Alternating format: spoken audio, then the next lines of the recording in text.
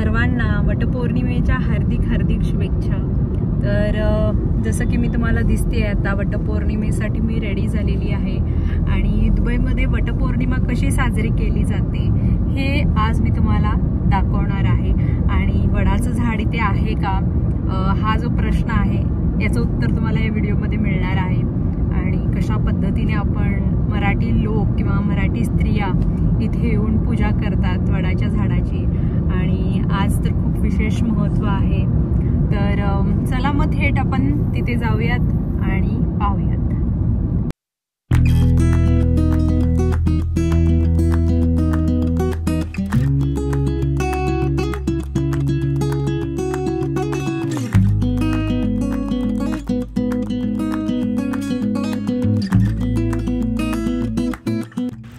तर हे आहे आपलं दुबईचं एअरपोर्ट।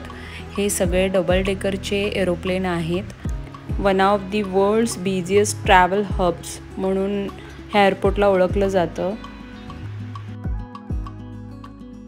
खूप मोठं एअरपोर्ट आहे दुबईचं। तर जाता जाता हे रोडला असं दिसतं, सगळं ओपनच आहे।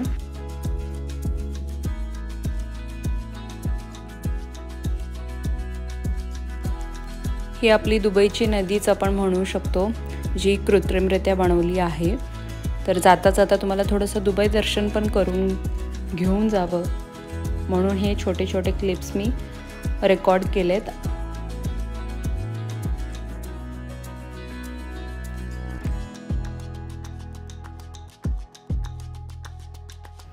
सकाळची मी सगळीच कामं लवकर उरकली होती, कारण इकडे समर चालू आहे, खूप कडाक्याचा समर आहे इथे। या 2 दिवसापूर्वी 49 टेम्परेचर रेकॉर्ड केलं गेलं।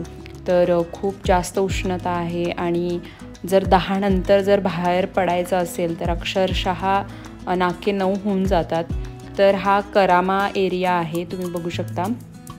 आपले खूप सारे भारतीय बांधव इथे स्थायिक आहेत। तर हे सगळे फ्लॅट्स आहेत। दुबईमध्ये वडाचं झाड असेल की नाही हा खूप मोठा प्रश्न होता, पण जेव्हा मला समजलं माझ्या काही मैत्रिणींकडून की दुबईमध्ये वडाची झाडं आहेत म्हणून मी इतकी खुश झाले आणि लगेचच मग मी सगळी तयारी केली। आणि तुम्ही बघू शकता आपण आलेलो आहोत त्या वडाच्या झाडाजवळ। तर इथे करामामध्ये प्रेसिडेंट हॉटेल जे आहे त्याच्या पाठीमागे ही 2 वडाची झाडं आहेत मोठी मोठी। हे एक झाड आहे आणि फ्रंट साईडला एक आहे, ते मी तुम्हाला या व्हिडिओमध्ये दाखवेनच। तर इथे काही महिला ऑलरेडी पूजा करत होत्या।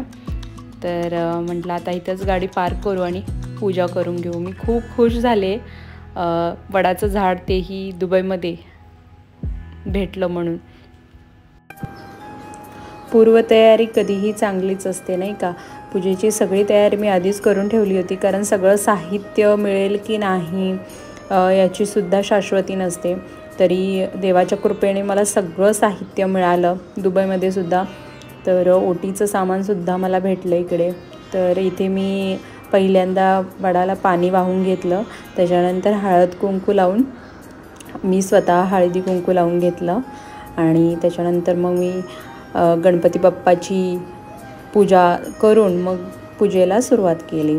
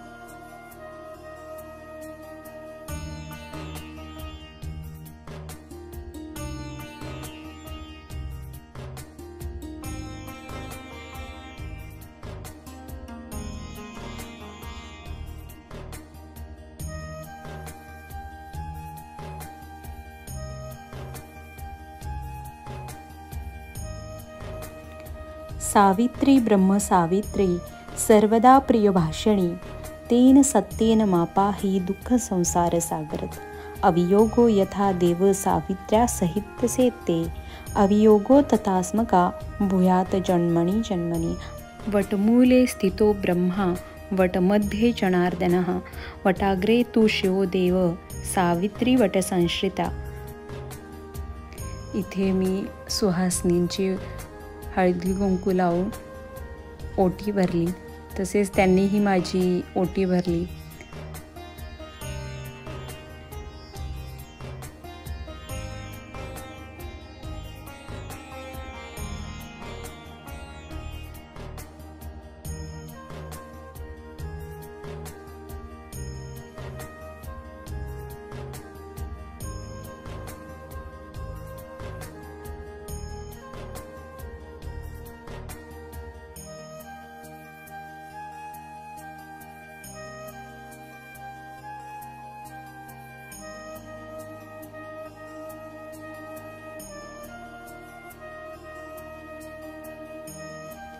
इथे आम्ही मैत्रिणींनी काही फोटोज आणि व्हिडिओज शूट केले।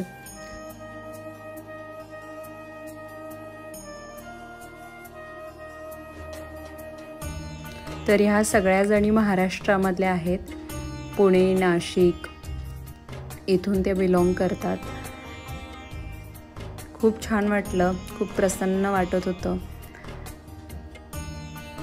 तर ह्याच वडाच्या झाडासमोर आणखीन एक वडाचं झाड आहे, तिथे देखील काही महिला पूजा करत होत्या। तर त्याच लाईनमध्ये ही 2 वडाची झाडं आहेत।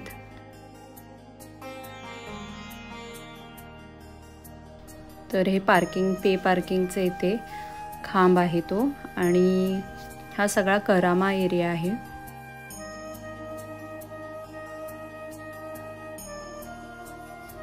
ह्या वडाच्या झाडाखाली मी पूजा केली आणि पूजा वगैरे सगळं माझं आटोपलं।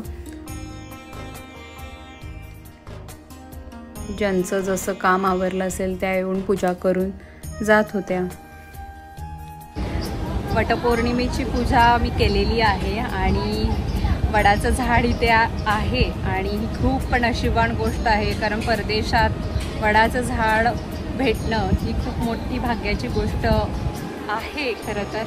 आणि इथे ह्या सगळ्या मराठी मुली आहेत, स्त्रिया आहेत, ज्या वटपौर्णिमा किंवा वटपूजा करण्यासाठी ते जमलेल्या आहेत। आणि तुम्ही बघू शकता वडाचं झाड इथे आहे, आणि जर पत्ता जर विचाराल तर हे प्रेसिडेंट हॉटेलच्या बिहाइंड आहे वडाचं झाड, आणि फ्रंट साईडला एक आहे। तर लोकेशन मी माझ्या डिस्क्रिप्शन बॉक्समध्ये देण्याचा प्रयत्न करेनच, आणि पत्तासुद्धा। तर खूप छान वाटलं। मागच्या वर्षी मी वडाच्या झाडाची पूजा रांगोळी आणि वडाच्या झाडाचे चित्र ठेवून घरीच केली होती। तर ह्या वर्षी दुबईमध्ये येते ही परदेशात वडाच्या झाडाची पूजा करताना खूप आनंद झाला, आणि खरंच खूप प्रसन्न वाटतंय।